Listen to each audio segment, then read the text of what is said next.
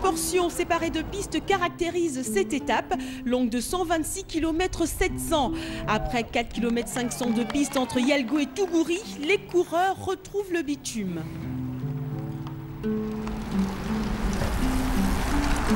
Et il y en a un qui n'est pas dans sa meilleure forme, c'est le maillot jaune belge Christophe Prémont qui est très malade. Voyant le leader en petite forme, dès le 20e kilomètre, une échappée de 20 coureurs ne se fait pas attendre. Durant toute la course, ils seront ensemble, mais devant lâcher, ils sont maintenant 18 et creusent considérablement l'écart avec le peloton. Les 18 coureurs s'observent et personne ne veut prendre ses responsabilités.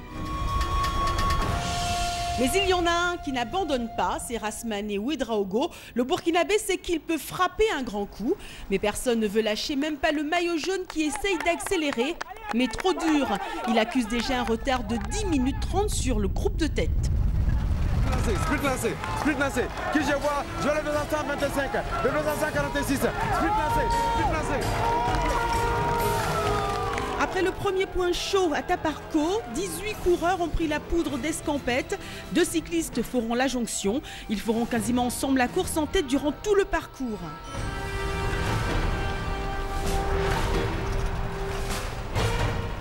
À 5 km de l'arrivée, c'est le néerlandais Leander Schroers qui attaque, accélère et remporte l'étape.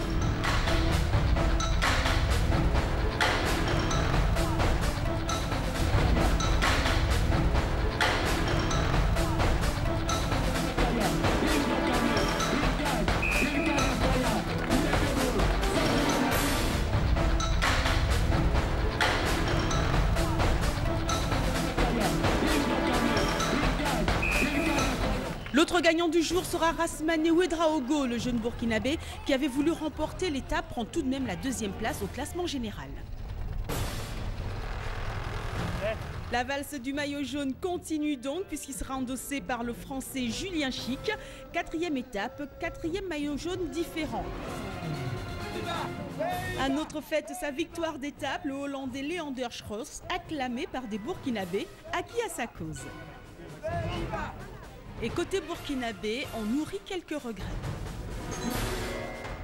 Oui, je peux dire que c'est une bonne journée, mais ce n'est pas insuffisant.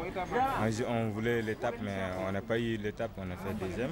Cette étape s'est courue sur une vitesse moyenne de 34 km/h et le reste du peloton arrivera 20 minutes après les premiers.